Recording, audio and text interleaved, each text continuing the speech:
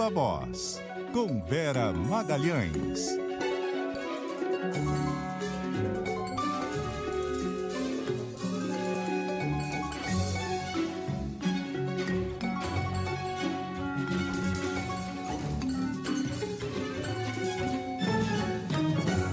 Vera Magalhães, muito boa noite, tudo bem? Oi, Débora, boa noite para você, boa noite para Carol, para os ouvintes e para quem nos assiste nesse dia histórico de notícia e de grandes acontecimentos. Oi, Vera, boa noite.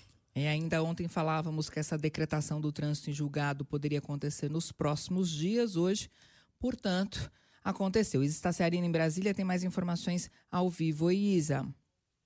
Oi, Débora. Pois é, o ministro do Supremo Tribunal Federal, Alexandre de Moraes, declarou o fim do processo de todos os réus desse núcleo crucial da trama golpista e expediu, portanto, a prisão definitiva de todos eles, incluindo o ex-presidente Jair Bolsonaro, que vai cumprir a pena maior, de 27 anos de prisão, onde ele já está na Superintendência da Polícia Federal, aqui no setor policial sul em Brasília.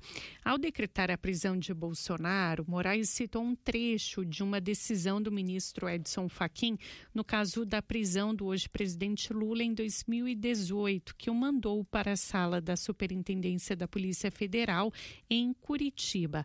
Na decisão, Moraes mantém atendimento médico integral a Bolsonaro em regime de plantão, inclusive, e libera acesso médico sem a necessidade de autorização judicial.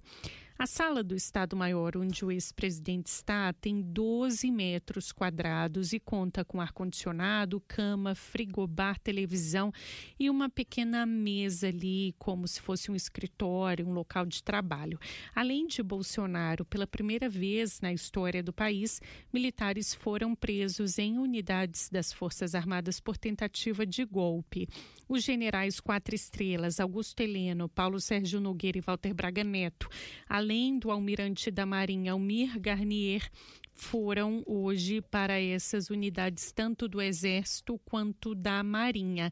Heleno e Paulo Sérgio foram levados para uma sala do Comando Militar do Planalto e Braga Neto vai continuar preso na 1ª Divisão do Exército no Rio de Janeiro. Já o almirante Almir Garnier vai ficar preso em uma unidade da Marinha aqui em Brasília. O ex-ministro Anderson Torres é o único que foi levado para o complexo penitenciário da Papuda. Ele vai cumprir a pena de 24 anos de prisão na chamada Papudinha, que fica ali no 19º Batalhão da PM, dentro do sistema prisional do Distrito Federal. E no caso do deputado Alexandre Ramagem, Moraes determinou a inclusão do nome dele no Banco Nacional de Medidas Penais e Prisões, porque ele é considerado foragido por ter viajado para os Estados Unidos. Todos eles que estão presos vão passar por audiência de custódia amanhã, a partir do início da tarde. Débora. Obrigada pelas informações. Isa Staciarina em Brasília. Vera, normalmente a impunidade, que é um dos fatores que leva à reincidência.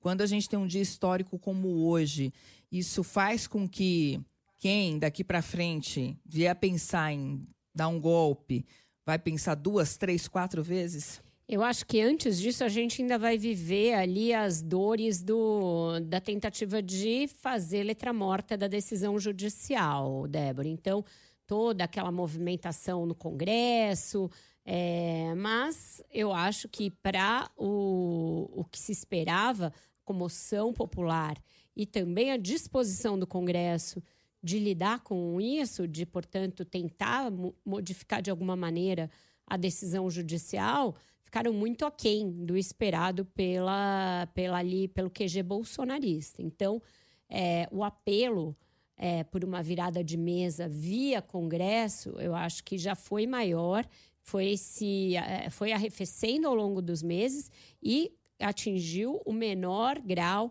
depois que ficou evidente que o Bolsonaro tentou violar a tornozeleira eletrônica, o que levou à sua prisão preventiva no fim de semana. Então, é como se o último ato do Bolsonaro, esse ato translocado de tentar romper a tornozeleira, tivesse precipitado as coisas e também feito com que a decretação da sua prisão em caráter definitivo tivesse até um aspecto meio anticlimático para os bolsonaristas. Então, aquela comoção que se esperava provocar, ela não aconteceu, graças única e exclusivamente pela ação do ex-presidente. Então, o que esse dia tem ali de componente histórico, e quando a gente fala histórico, né, não vai aqui nenhum juízo de valor para o bem ou para o mal, é realmente pelo ineditismo em relação à história do Brasil, é pelo fato de generais e um almirante estarem indo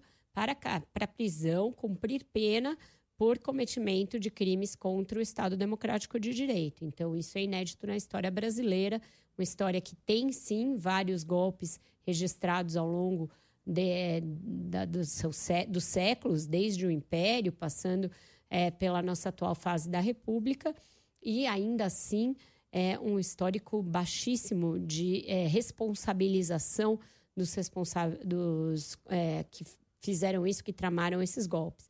Então, agora é diferente, e até esse caráter inédito e histórico deve desencorajar tentativas de virada de mesa. Eu acho que a gente vai ver alguma gritaria, vai ver algum calor, mas no frigir dos ovos vai prevalecer a decisão da Justiça. E por causa disso a gente antecipou nosso comentarista de hoje, né, Vera? Exatamente. Thiago Bronzato já está na linha com a gente, diretor da sucursal do Globo em Brasília, nesse dia em que todo mundo está trabalhando demais, no reportariado, nos colunistas, todo mundo ali mobilizado para trazer informações, bastidores e análises. Thiago, boa noite para você.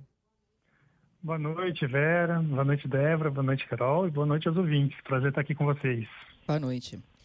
Boa noite. Thiago, a gente viu um cumprimento rápido ali da decisão do Supremo, que não esperou nem a discussão sobre se caberia ou não embargos infringentes. Alguns dos condenados já indo para os seus locais de cumprimento da pena. E agora, essa discussão transferida para o Legislativo. E vocês aí na sucursal, o que vocês estão colhendo da temperatura a respeito da possibilidade de anistia ou até mesmo de uma redução de penas? Pois é, Vera, assim, você sabe que a gente está vivendo esse plot twist aqui em Brasília há um tempo, né? Ninguém estava esperando a prisão do Bolsonaro no sábado e aconteceu, né?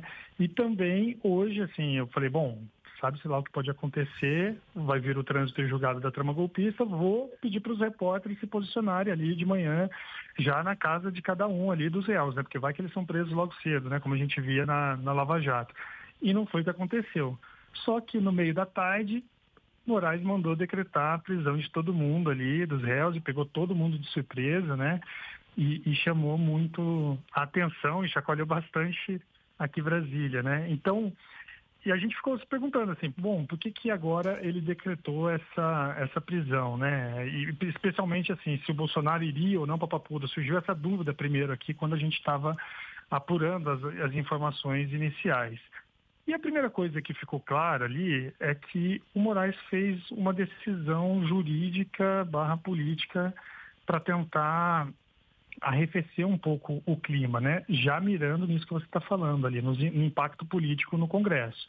Então, ao determinar que o ex-presidente cumpra a pena na Polícia Federal, ele tentou minimizar a temperatura ali, né? Tentou reduzir, arrefecer um pouco a temperatura política, porque os bolsonaristas estavam muito preocupados do Bolsonaro ser mandado ali para Papudinha, né? Que era uma situação ali um pouco mais complexa para ele estar. Inclusive, os próprios bolsonaristas estiveram lá, os senadores estiveram visitando o local, fizeram um movimento ali para tentar pressionar o Supremo para não mandar o Bolsonaro lá para Papudinha. E o Moraes acabou, de alguma forma, mantendo o ex-presidente ali na cela da Polícia Federal, onde, por hora, ele deve cumprir ali a execução penal. Então, isso deu uma arrefecida. Mas, obviamente, não foi suficiente para estancar toda a insatisfação da oposição, que tenta, a todo custo, agora, fazer o PL da dosimetria andar para justamente beneficiar o ex-presidente e reduzir o tempo de prisão que ele vai passar ali na Polícia Federal. Mas esse é um ponto aí que a gente ainda vai observar de como vai caminhar no Congresso, né? O relator do PL da dosimetria, Paulinho, ele tem dito que não tem acordo com a oposição. A oposição quer reduzir mais as penas do Bolsonaro, o Paulinho acha que não tem clima, não tem acordo com o Supremo, não tem acordo na Câmara, então tá esse cabo de guerra e, por hora, o PL da dosimetria continua estagnado. Ontem, Bronzato, a Vera aqui já antecipava que a tendência era que o Bolsonaro realmente ficasse na Polícia Federal, que de fato se confirmou. Agora, Bronzato, tem um outro aspecto inédito, que é esse da condenação dos militares, né, inclusive de alta patente, com a possibilidade, inclusive, de perda da patente, né, do cargo. Qual o impacto disso? Esse é um outro impacto político, né? Antes de a gente ver esse vendaval aí da prisão que foi noticiada hoje aqui em Brasília, né, dos militares, teve um encontro reservado entre o ministro Alexandre de Moraes, o ministro da Defesa José Múcio e o comandante do Exército Tomás Paiva. Eles tiveram um encontro reservado para definir como que seria esse momento da prisão, né, que se avizinhava ali há algumas semanas. E ali foi pedido para que tivesse cautela, né, para que os militares não ficassem expostos, né, porque isso poderia gerar um ruído ali na caserna. E o Moraes também acabou atendendo esse pedido, né, colocando ali os militares, né, nesse batalhão, né, militar, fazendo dando toda a garantia de que a prisão deles não tivesse uma exposição, né, pública. A gente não tem imagem dessas prisões, né, então conseguiram de alguma forma também fazer esse processo. Porém, esse é um outro ponto que a gente precisa acompanhar de perto, porque assim, a gente sabe da influência que esses generais tiveram ali na caserna, né? O próprio general Heleno foi uma grande liderança ali para os militares, o Braga Neto, que já está preso há um tempo, o Paulo Sérgio, que já foi ministro da Defesa, né? E o que se avizinha agora é um julgamento ali no Tribunal Militar que vai definir a perda das patentes dele, que também vai ser um fato muito inédito e que vai ter ali uma discussão aprofundada no tribunal. Esse é um outro episódio que vamos ter que acompanhar, porque pode ter, inclusive, desdobramentos políticos na caserna. Agora, Bronzato, do total dos 8 condenados, né, desse núcleo, tem ainda Mauro Cid, ex-ajudante de ordens, condenado a 2 anos de prisão em razão da delação premiada, que está em regime aberto, e Alexandre Ramagem, ex-diretor da ABIN, condenado a 16 anos e 1 mês de prisão, que está foragido. Qual deve ser o futuro dele? Esse vai ser aí um abacaxi para o presidente da Câmara, Hugo Mota, descascar, como se ele não tivesse problemas lá para resolver na Câmara, né? Ele, tão logo saiu a decisão do ministro Alexandre de Moraes, o líder do PT, Lindbergh Farias, já protocolou ali um pedido para a mesa da Câmara, pedindo para que o caso fosse apreciado de forma célere, né? E isso vai gerar um incômodo, vai ser ali uma pedra no sapato do Hugo Mota, porque ele vai ter que declarar a perda, vai ter que cumprir a decisão determinada pelo ministro Alexandre de Moraes, mas, ao mesmo tempo, ele vai enfrentar uma forte oposição corporativista ali, dos bolsonaristas, tentando segurar o cargo do Ramagem, né? A gente tem visto como tem andado o caso da deputada Carla Zambelli, que é uma situação semelhante, né? Também foi condenado, o processo transitou em julgado, e o Hugo Mota está levando ali a banho-maria, né? Vai ter uma pressão muito grande para que ele dê o mesmo andamento ali a passos mais lentos do caso do Ramagem, mas ao mesmo tempo o Supremo vai estar acompanhando de perto, porque, como a gente falou aqui, é uma condenação histórica, né? Vai ser difícil o Hugo Mota contornar essa decisão do ministro Alexandre de Moraes, mas a gente vai ver um cabo de guerra político ali na Câmara nos próximos dias. É isso, Thiago Bronzato nos ajudando a ler um dia aí que ainda vai ter muitos desdobramentos, um dia que certamente não acabará hoje. Obrigada por hoje, Thiago. A gente volta a se falar na quinta-feira. Obrigado, uma boa noite. Valeu, Bronzato. Obrigada, Bronzato. Até. São 6h15. Samanta não tá lá? Ele deu toda a informação.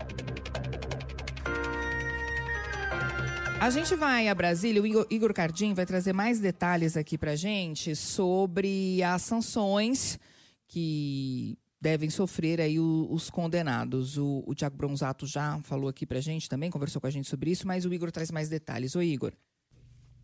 Pois é, Débora, após o encerramento do processo da trama golpista, o Supremo Tribunal Federal comunicou ao Superior Tribunal Militar e ao Ministério Público Militar para que avaliem a perda de patente tanto do ex-presidente Jair Bolsonaro e dos generais Augusto Heleno, Paulo Sérgio Nogueira e Walter Braga Neto. A medida abre um segundo julgamento, portanto, dentro da Justiça Militar, que pode expulsá-los da força, um cenário que é considerado dentro do meio militar mais grave do que a própria prisão, porque implica na perda de títulos, salários, aposentadorias, pensões e benefícios. O procedimento prevê que, após o trânsito em julgado, o Ministério Público Militar apresente representação por indignidade, que será julgada em plenário do Superior Tribunal Militar, que é composto por 15 ministros, entre eles civis e militares das 3 forças, tanto a Marinha quanto a Aeronáutica e também o Exército. Caso o tribunal decrete a perda de posto e patente, os condenados sofrem a chamada morte ficta, perdendo o soldo e repassando o benefício à família. Em nota, o STM afirmou que o processo seguirá rigorosamente os trâmites legais, que o julgamento é exclusivo da Corte Militar e que a análise será inédita para generais de 4 estrelas, reforçando que não há prazo para o início da tramitação. No âmbito civil, o ministro Alexandre de Moraes determinou que a Câmara dos Deputados declare a perda de mandato do deputado Alexandre Ramagem, que foi condenado a 16 anos de prisão, além dos dias multa, e que está foragido nos Estados Unidos. O nome dele já foi incluído no Banco Nacional de Medidas Penais e Prisões. Ele que está, então, foragido desde setembro, ele será automaticamente cassado por não poder comparecer às sessões legislativas. Essa decisão cabe ainda de algum posicionamento do presidente da Câmara dos Deputados, Hugo Mota, se deve levar isso a plenário, se isso será decidido pela mesa diretora. E também Moraes comunicou ao Tribunal Superior Eleitoral sobre a inelegibilidade de Jair Bolsonaro decorrente da condenação definitiva com trânsito em julgado. Débora. Valeu, Igor. Ô Vera, esse caso do Ramagem realmente é uma afronta, né? Vamos ver se agora a Câmara de Deputados se posiciona, não se posicionou ainda no caso da deputada Carla Zambelli, porque o Ramagem fugiu nas barbas do profeta, assim, né? Meteu um atestado para participar das sessões remotamente, quando foram dar por conta, ele já estava nos Estados Unidos. Ficou um mal-estar aí, um grande questionamento em relação ao presidente da casa, Hugo Mota, de como é que isso aconteceu, né? E dando entrevista, levou a família, todo mundo desembarcando de mala e cuia, e ele dando entrevista para outros foragidos, dizendo que não tinha outra coisa a fazer em virtude da pena que foi determinada contra ele. Então, tem uma confissão de fuga nesse caso, né? A Câmara tem demorado muito nesses casos, vem demorando na deputada Carla Zambelli, demorou demais quando foi o caso anterior do Daniel Silveira, e essa tem sido a praxe. Vamos ver como que o deputado Hugo Mota vai proceder nesse caso. Carol, ele vai ser muito pressionado em todas as direções, já houve uma romaria à casa dele, ali do Flávio Bolsonaro, Rogério Marinho. Ele está meio ali agastado com o líder Sóstenes Cavalcante, mas também vai receber pressão da bancada do PL na Câmara. Mas tudo isso eu acho que tende a dar em nada. Hoje tem uma foto, eu até postei no meu blog mais cedo, do próprio Hugo Mota e o Davi Alcolumbre recebendo o presidente do Supremo, ministro Edson Fachin. Os 3 bem sorridentes, trataram de outros temas ali, e aí o Davi Alcolumbre soltou para a imprensa uma nota que fala da necessidade de harmonia entre os poderes.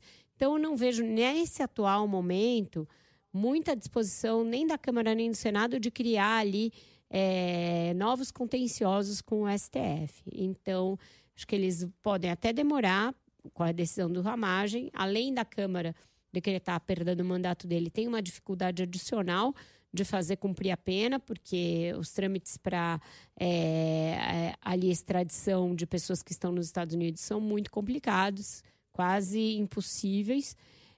E essa vai ficar como uma lacuna do cumprimento da pena. Mas todos os demais que estão sendo presos hoje, ou o próprio Bolsonaro, devem ter a certeza de que essa fuga precipitou a decisão em relação a eles todos. Então, é assim, um deles se livrou, o mais esperto.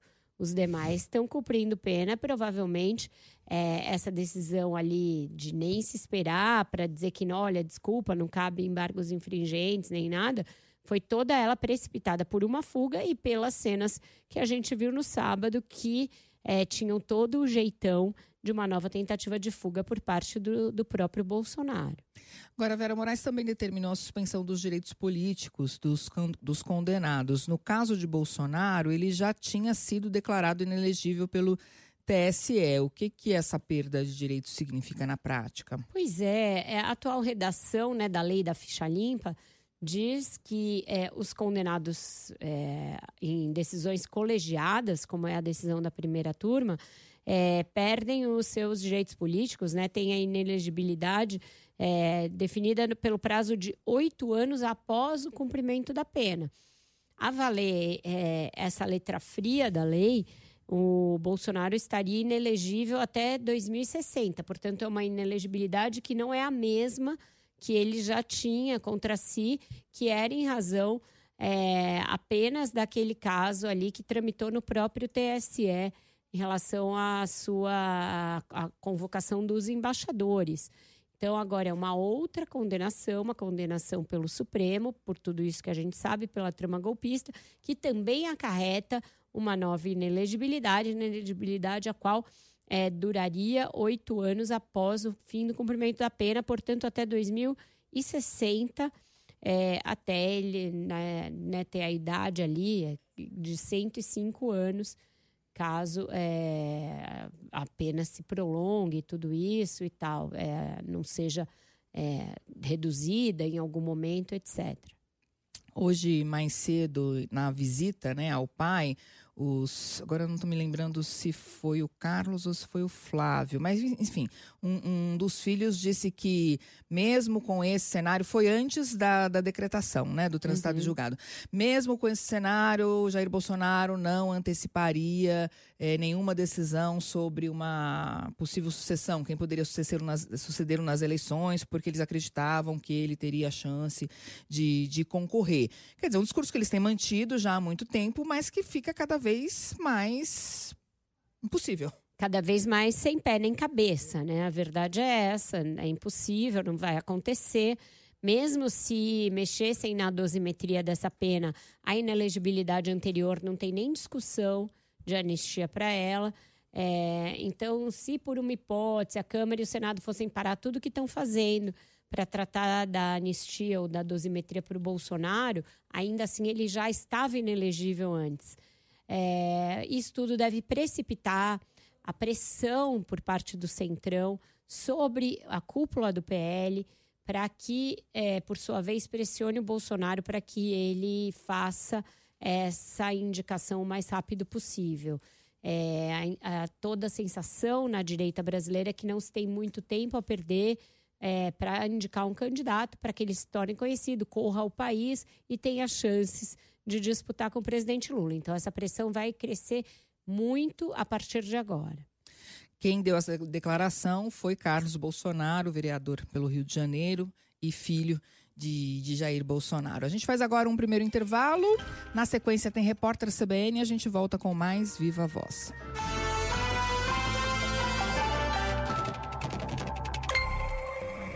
Viva a Voz de volta. Samantha Klein, em Brasília, tem mais informações. Manifestações do ministro Múcio depois da decretação do trânsito em julgado. Oi, Samantha. Oi, Débora, deixa eu só trazer uma informação que é bem relevante aqui, confirmando aquilo que o Igor Cardim estava trazendo a respeito do deputado Alexandre Ramagem, porque um parecer da Secretaria-Geral da Mesa de agorinha fala da impossibilidade de participação em sessões e reuniões deliberativas por meio do aplicativo Infoleg da Câmara dos Deputados, ou seja, isso atinge diretamente Alexandre Ramagem. Então, nesse ofício assinado agora, diz o seguinte, que ainda, não estando em missão oficial autorizada, ainda que em gozo de licença para tratamento de saúde, não é possível usar o Infoleg. Então, aí tem essa decisão de agorinha, assinada pelo presidente Hugo Mota, e o Igor Cardim em seguida traz mais detalhes também. E sobre o ministro da Defesa, José Múcio, ele esteve aqui na Câmara dos Deputados. Ele afirmou que o trânsito em julgado da trama golpista encerra um ciclo em que as punições recaem sobre os indivíduos e não sobre as Forças Armadas. Ele fez esse comentário aí nesse momento que é considerado bastante sensível para as Forças Armadas, já que 3 generais aí foram, portanto, condenados e colocados aí atrás das grades também. Vamos à fala do ministro José Múcio. Está se encerrando um ciclo onde os CPFs estão sendo responsabilizados e punidos, e para a felicidade do país, as instituições estão sendo todas preservadas. Democracia preservada, as Forças Armadas preservadas. Eu acho que foi doloroso o processo, mas esse é como todo ciclo da vida. Teve começo, teve meio, o meio foi desagradável e nós estamos agora administrando o fim do processo. Claro que com a prisão aí, ainda que ela fosse aguardada, aumentou muito a pressão da oposição para que o presidente da Câmara, Hugo Mota, paute a anistia. Integrantes do PL, inclusive, se reuniram com o Mota hoje de manhã, porém o entendimento é que o presidente vem recebendo, como de praxe, todos os líderes que pedem essas reuniões. Além de integrantes do PL, tivemos do PL aqui na Câmara, também o senador Flávio Bolsonaro esteve nessa reunião, ele que foi colocado aí, alçado a porta-voz do ex-presidente Jair Bolsonaro. Além de pressionar pela anistia, ele também fez uma crítica dura à decisão do Supremo Tribunal Federal, determinando aí que o ex-presidente fique preso na Superintendência da Polícia Federal. Já governistas como o líder do PT na Câmara, Lindbergh Farias, afirmam que não tem possibilidade desse projeto de anistia ampla e restrita ser votado amanhã aqui na Câmara, ainda que este tema não esteja nem pautado. É claro que ele poderia ser incluído, mas o entendimento é que é remota essa chance em termos de Hugo Mota colocar na pauta. Já o líder do governo no Senado, Jacques Wagner, comentou a prisão do núcleo crucial, mas ele disse que a dosimetria pode avançar, ou seja, é aquele texto relatado pelo Paulinho da Força, que reduz as penas, pretende reduzir as penas para os envolvidos nos atos do 8 de janeiro, o que não deveria aí beneficiar o ex-presidente Jair Bolsonaro. Com vocês.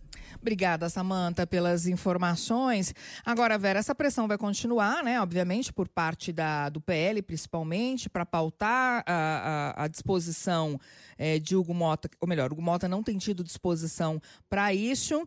E como é que vai ficar essa discussão? Eles vão tentar, o PL vai tentar se organizar junto com a família Bolsonaro, vão ficar dependendo de aval, de orientação de Bolsonaro? Como é que deve se dar essas discussões a partir de agora? Olha, Débora, tem alguns fatores complicadores que eu apurei agora e que eu acho que vão impactar também nisso. Por exemplo, existe uma jurisprudência do STF e que vai ser aplicada ao ex-presidente Jair Bolsonaro, que diz que a pessoa condenada em razão aí de crime comum e com trânsito final em julgado e cumprindo pena, também, que, portanto, fique inelegível, também perde outros tipos de direitos políticos, como votar, ser votado já estava implícito, mas também ser filiado a partido político.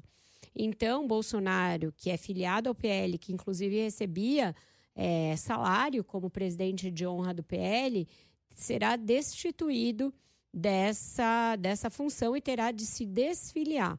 Nada impede que o PL continue pagando vencimentos a Michele Bolsonaro, que também tem um cargo honorífico ali na legenda, mas o Jair Bolsonaro deixa de ser filiado.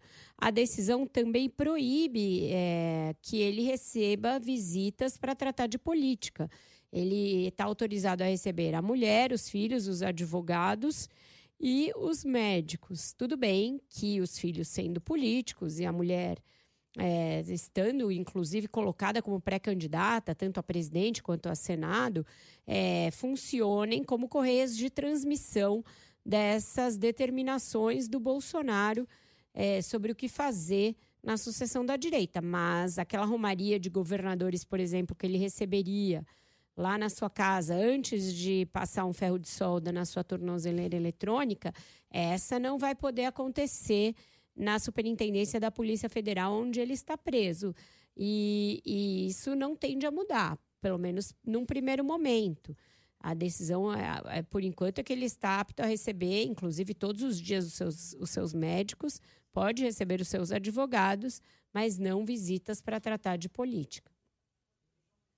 Não está nem bem claro, né, Vera, quem vai ser esse porta-voz, quem é que vai vocalizar. Daquela reunião de ontem saiu ali o nome do senador Flávio Bolsonaro, mas a gente sabe que tem muita cacofonia dentro da própria família Bolsonaro e nos partidos do entorno. Além da gente não ter, né, quem será esse nome ungido pelo Bolsonaro para ser o candidato, não está nem bem claro quem é que fala por ele nesse momento, né? Todo mundo vai tentar falar, às vezes vão falar em sentidos diferentes, porque a gente sabe que essa família não é muito unida, apesar de muito uriçada. E os brigam filhos, por qualquer razão. E os filhos não têm um bom histórico de relacionamento com a mulher do Bolsonaro, principalmente o Carlos Bolsonaro, que chegou a ficar ali algum tempo sem frequentar a casa do pai, porque não estava se dando bem com a Michele Bolsonaro. Então, esses ruídos hão de acontecer, já estão acontecendo, inclusive em disputas pelo Senado, no estado do Paraná, no estado de Santa Catarina. Isso tudo vai acontecer. E a gente sabe que tem vários pré-candidatos do lado da direita. Eles estavam esperando ser ungidos pelo Bolsonaro, mas a gente não sabe como essa unção vai se dar em razão dessas dificuldades que ele tem de receber visitas para tratar ali explicitamente sobre questões políticas.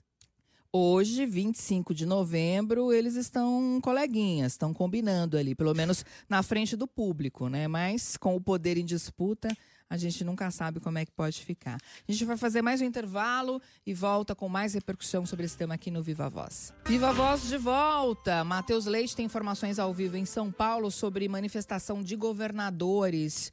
Pois não, Matheus, boa noite. Oi, Débora, boa noite a você e também aos ouvintes. Os governadores Eduardo Leite, do Rio Grande do Sul, e Romeu Zema, de Minas Gerais, minimizaram um possível desgaste na direita para 2026 após a prisão do ex-presidente Jair Bolsonaro. O governador gaúcho disse que não faz parte do campo político de Bolsonaro e nunca apoiou ou foi apoiado pelo ex-presidente. E também fez críticas à atual gestão do presidente Lula, principalmente em relação às contas públicas. Eduardo Leite defendeu um caminho que evite qualquer um dos dois lados e disse que a prisão de Jair Bolsonaro abre espaço para novas figuras políticas. Se você tem um dos povos que se fragiliza por conta da prisão do seu líder, não é só da prisão, né? Porque não é a prisão em si que o fragiliza, é todo o contexto que acaba reduzindo a sua credibilidade perante uma parcela do eleitorado e faz com que a sua liderança fique comprometida. Então, naturalmente, isso fragiliza esse campo e abre possibilidade para novas figuras, mesmo no seu campo, né, de uma direita mais radical, assim como também em direção ao centro, que defende justamente voltarmos à sobriedade, à sensatez, ao equilíbrio. Já Romeu Zema negou que a existência de diversos pré-candidatos de direita represente uma divisão do espectro e ressaltou que haverá colaboração no segundo turno se a disputa for contra a esquerda. Ele também comentou a prisão de Jair Bolsonaro, dizendo que a situação vai prejudicar apenas políticos extremistas. Causa, sim, um desgaste, mas muito para aquele político que tem, como o Eduardo disse, um posicionamento mais radical à direita. E nós temos de lembrar que nós, governadores, somos pessoas mais moderadas. Então, nós acabamos, eu acho que não tendo sendo tão afetados quanto aquele que realmente é aquele de extrema direita, como alguns são. As declarações foram dadas durante um evento de uma instituição financeira em São Paulo. Tanto Romeu Zema quanto Eduardo Leite já anunciaram que são pré-candidatos à presidência da República. Débora. Obrigada, Matheus Leite, pelas informações. Está colando, Vera? Olha, é muito nítida a mudança de tom, né, dos governadores. O Eduardo Leite nem tanto, porque ele sempre se posicionou ali nesse espaço, que é um espaço cada vez menor dentro das preferências do eleitorado, que é o nem, né? Nem Lula, nem Bolsonaro. Ele sempre faz essa uma no cravo, uma na ferradura.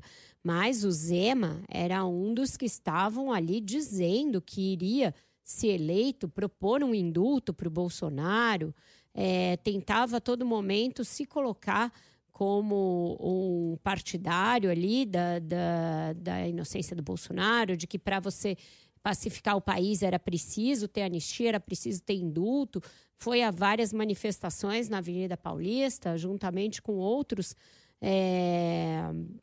governadores que são pré-candidatos a presidente. Então já tem uma inflexão claríssima no discurso dele, desde que o Bolsonaro foi preso preventivamente no fim de semana, tentando violar a tornozeleira eletrônica. Esse parece ser um ponto de virada importante do discurso e da entonação da direita, que a gente ainda vai ver com mais clareza nos próximos dias. Se no dia 1 do Bolsonaro preso, o discurso de um dos pré-candidatos já é da linha do nós somos mais moderados, você já tem um descolamento muito evidente, inclusive daquela ideia que até aqui tem prevalecido de que o Bolsonaro precisará ungir alguém obrigatoriamente para que essa pessoa seja candidata. Tudo bem que a gente está falando do Zema, cujo mandato termina, o segundo mandato termina no ano que vem. Então, é esperado que ele vá renunciar a esse mandato em abril para se candidatar à presidência ou à vice-presidência. Essa vice não está afastada, segundo você conversa com quem está nesse meio de campo. É diferente, por exemplo, da situação do governador de São Paulo, Tarcísio de Freitas, que teria de renunciar a um mandato, sendo que ele tem a possibilidade de se reeleger governador de São Paulo e tem, pelas pesquisas, uma reeleição muito tranquila aqui no estado. Então, para ele fica mais difícil fazer isso sem uma sinalização clara do Bolsonaro e com a possibilidade da família Bolsonaro atuar contra ele.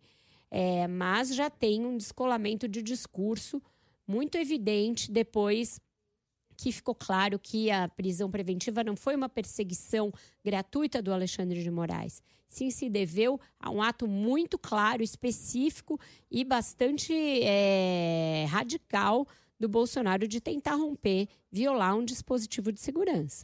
Rapidinho aqui, antes da gente ir para o próximo tema, Vera, que tem uma pergunta de um ouvinte, o Cleison, ele pergunta se poderia ser concedido indulto para Jair Bolsonaro, mas isso aconteceria no caso da eleição de um desses, de um desses candidatos da direita que se colocam agora. Exato, porque indulto ou graça são dois benefícios que se concede, mas que são prerrogativas do Poder Executivo, não são prerrogativas do Congresso. Então, no caso de um desses dois benefícios, teria de vir do presidente da República e aí, lógico, não partiria do Lula caso reeleito. Por isso é que o Bolsonaro precisaria contar com a eleição de algum aliado do campo da direita e contar que, uma vez eleito, esse futuro presidente compraria uma briga com o Supremo e começaria o seu mandato com essa pauta e carregando essa pauta provavelmente por anos, porque não é uma coisa que se resolve em semanas ou dias, né? Até porque, em última instância, o Supremo teria que analisar a legalidade desse indulto ou graça, né, Vera? A gente lembra do caso do deputado Daniel Silveira, por exemplo, que recebeu indulto do então presidente Jair Bolsonaro e depois isso foi revisto pelo Supremo. E muitos especialistas entendem que esse tipo de crime, né, de ato aí contra o Estado Democrático de Direito não seria passível de indulto ou graça. Então, tudo verdade, Carol. O que eles contam, né? Que a eleição de alguém em segundo turno e com uma maioria clara ali da preferência do eleitorado, conjugado com a possibilidade de haver um Senado e uma Câmara também favoráveis a essa nova ordem, portanto, uma nova ordem à direita. Tudo isso configuraria um novo cenário para o Supremo, em que o Supremo sairia dessa posição atual e avançaria, né, e ali evoluiria para um outro tipo de entendimento, como já aconteceu, né? A gente sabe que são muito fluidas essas maiorias no Supremo de acordo com o quadro político. Mas é isso, teria que ser uma guinada e tanto, sendo que o Lula terá nomeado 3 ministros que são menos aptos, menos ali passíveis de uma mudança a partir do soprar do vento. Então, são muitos Cs. A gente vai ter que esperar a eleição acontecer, até lá muita água vai passar embaixo da ponte, mas são cálculos que se tem de fazer na hora de definir as candidaturas. Bom, vamos falar de repercussão internacional aí dessa decisão de hoje. O Leonardo Svaric está de olho em São Paulo. Oi, Svaric, boa noite. Oi, Carol, boa noite. A conclusão do processo no STF, que condenou o ex-presidente Jair Bolsonaro a 27 anos de prisão por liderar uma trama golpista, foi destaque na cobertura de agências internacionais e grandes veículos da imprensa estrangeira. A notícia apareceu nas páginas principais de jornais europeus, como The Guardian, do Reino Unido, Le Monde, da Espanha, Le Monde da França, El País da Espanha e Der Spiegel da Alemanha, e também em veículos americanos, como o New York Times dos Estados Unidos e o Clarim da Argentina. Os periódicos destacam que o trânsito em julgado ocorre poucos dias após a tentativa de violação da tornozeleira eletrônica por Bolsonaro, que começa a cumprir pena no quarto de 12 metros quadrados, onde já está preso na superintendência da PF em Brasília. O El País afirma que as condições são semelhantes às da prisão do presidente Lula entre 2018 e 2019 e destaca que a pressão exercida por Donald Trump não conseguiu salvar o seu aliado. O New York Times destaca ainda que outros presidentes do Brasil já foram presos, como Fernando Collor de Mello, mas que a condenação de Bolsonaro é a primeira por tentativa de golpe de Estado. Já o The Guardian afirma que a influência do líder populista de extrema-direita diminuiu drasticamente e que sua prisão gerou alívio entre brasileiros progressistas, que lembram de seu governo como um período de calamidade, em especial pela postura anticientífica que resultou em centenas de milhares de mortes durante a pandemia de Covid. Por outro lado, destaca que bolsonaristas prometeram se mobilizar contra a prisão do líder, embora até o momento não tenham ocorrido protestos em massa. Carol. Obrigada, Leonardo.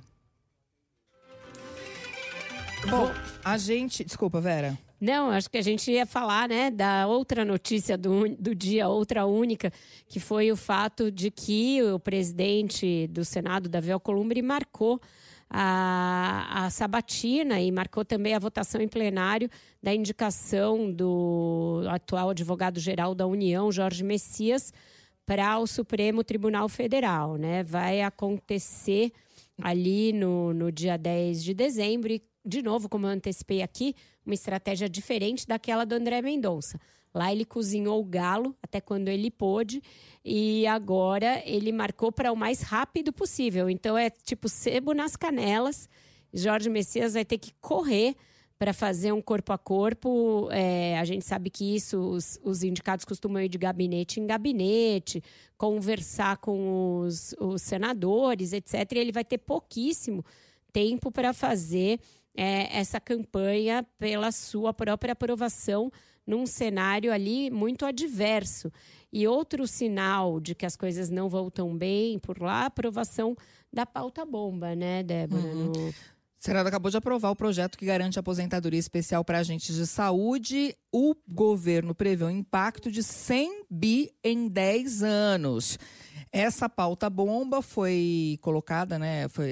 Esse tema foi pautado por Alcolumbre justamente depois de Pacheco, de Rodrigo Pacheco, ter sido preterido na indicação ao STF. Exato, esse projeto ele estabelece, garante, né, aposentadoria integral e paritária para agentes comunitários de saúde e agentes de combate a endemias. Ainda tem que ir para a Câmara, mas foi claramente uma retaliação. Ele não vinha agindo dessa maneira, vinha tentando ajudar o governo. Inclusive, em 16 de outubro, ele adiou uma análise do veto lá do projeto do licenciamento ambiental E existe a possibilidade de ainda nessa semana o Congresso fazer sessão conjunta para análise de vetos e aí derrubar o veto do presidente Lula naquele pacotão do licenciamento que tornou muito mais fácil fazer licenciamento sem aprovação prévia. Então, é um pacote todo que desgasta o governo e até agora o Lula ainda não chamou o Alcolumbre para uma conversa, para explicar o que aconteceu, para tentar amenizar o impacto de uma escolha que era esperada, mas que contrariou bastante o presidente do Senado. Então, agora as consequências começam a ser vistas, como essa aprovação desse projeto dos agentes de saúde e essa convocação ali a toque de caixa da sabatina do Messias. Ufa! Demos conta de tudo? Demos conta de tudo, como sempre, Vera. Obrigada, viu? Beijo, amanhã tem mais. Tchau, gente. Vocês ficam agora com a terceira hora e o noticiário não para. Amanhã tem mais Viva Voz. Tchau, tchau, Carol. Boa noite, Vera. Um beijo.